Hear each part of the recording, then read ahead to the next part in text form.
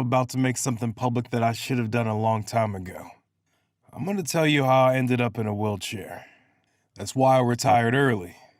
Honestly, I feel like I was robbed. I wish I could still walk again. Well, I was working for the government as a part-time soldier transporting prisoners, aka a package supporter. Basically, moving the worst inmates to different covert detention systems. We have a folder that you could look through that looks like the cast of Batman villains. I'm talking about high profile. The type of guys you don't want to know. Some prisoners are so top secret we're just mentioning their names over the phone. Means the CIA shows up outside your house in a black van with receivers and tapping your phone. They perform the crimes that never make it to CNN News. And this mission was no different. Now, you know me as your boy, but when I'm activated, I get into character. Boots laced up, boots shined up. I'm fatigued out. Gray camouflage suit with the military issue hats. 9mm on the leg. M38 design marksman rifle on my back. I'm looking like the shit, so me and my buddy Jeff go to the local base to pick up the transport Humvee.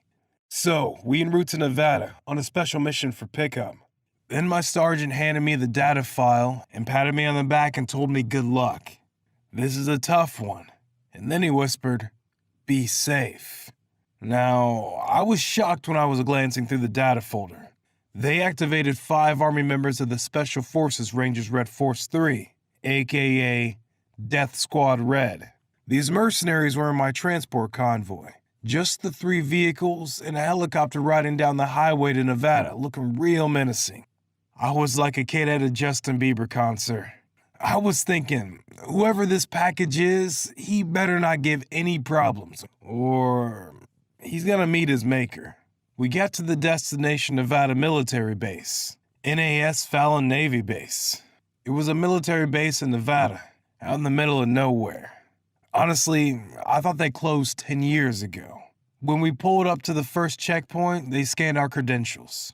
I told my buddy it looked very open, like they put some money in this place. We walked into the main barracks. They had military personnel all around, and looked quite active with top officials and brass everywhere. In retrospect, I should have known something was up. Anyhow, they had the package in a well-secured area. I mean, top-level elevator, steel double door with eye scanner. After that, I saluted the top bosses. Then, I walked into the area where they had the package, and what I saw blew my mind. The big bad wolf was a 13-year-old looking kid. A black kid with these big green eyes. I just remember how innocent he looked. Bro was so innocent looking, I got instantly upset. I didn't feel like he deserved to be shackled up like that. They told me to calm down. Well, as I waited for like 45 minutes or so, I asked him some questions. I just wanted to vet him. I always interview whoever I'm picking up to find out what's going on with them. Hi there, bud. What's your name? He said his name was Ochu Kai 5. He said he was from the second Earth 2 million years ago. He said we were on the 4th Earth, and his father placed him in a time machine to go back in time. Instead, he ended up here in our time. All this was to prevent a catastrophic event that would end the destruction of all life on the planet in its time. He said human beings eradicated themselves at the time, all because they had this super race war between left-handed people versus right-handed people. I didn't know they were born to be mortal enemies. I mean, according to this kid, left-handed people were created in a lab to destroy right-handed people. Hold up, pause the story, because that sounds crazy, right?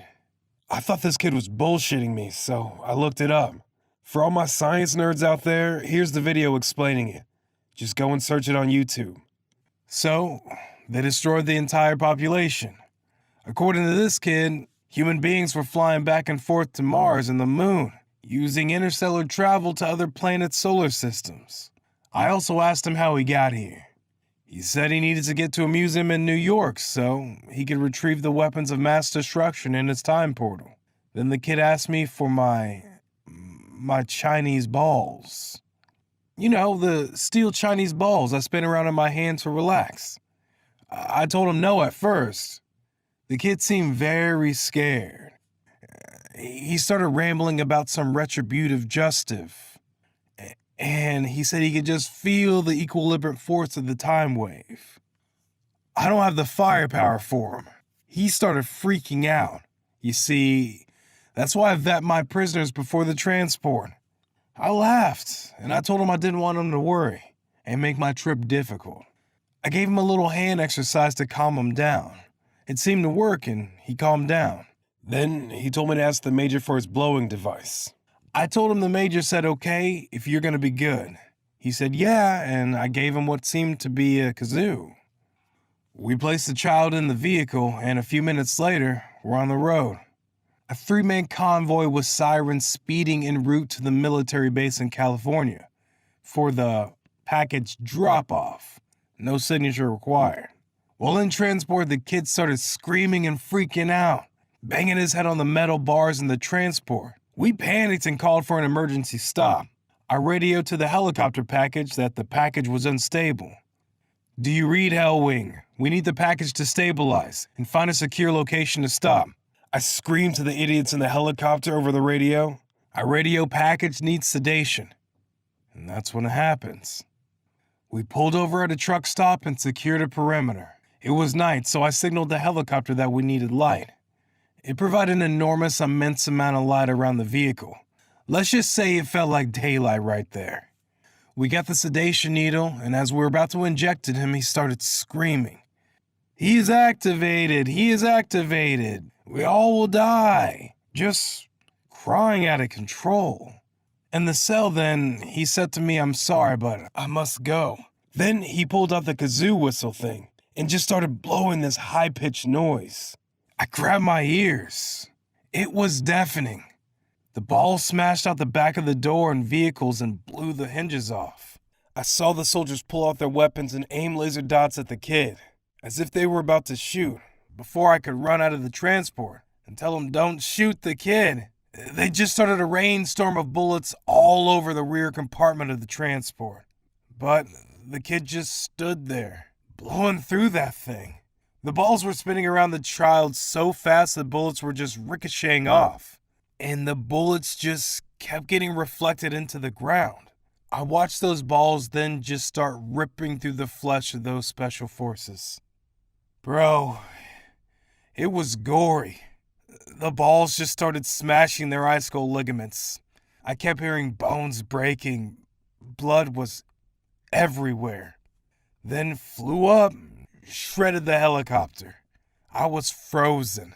My mind couldn't wrap my brain around what I was looking at.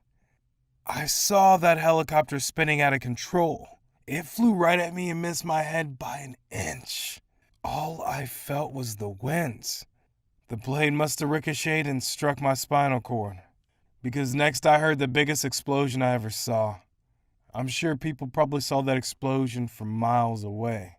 That's the crazy shit, I blacked out. But when I came to, I was being evacuated out of there by helicopter. A year went by, I was stuck in a wheelchair. Damn, I got used to it. I became obsessed in finding the child. They all thought he died, but I knew better. He was still out there looking for his shit in a museum. And I felt he owed me an explanation. I searched every museum in Los Angeles. He was nowhere to be found.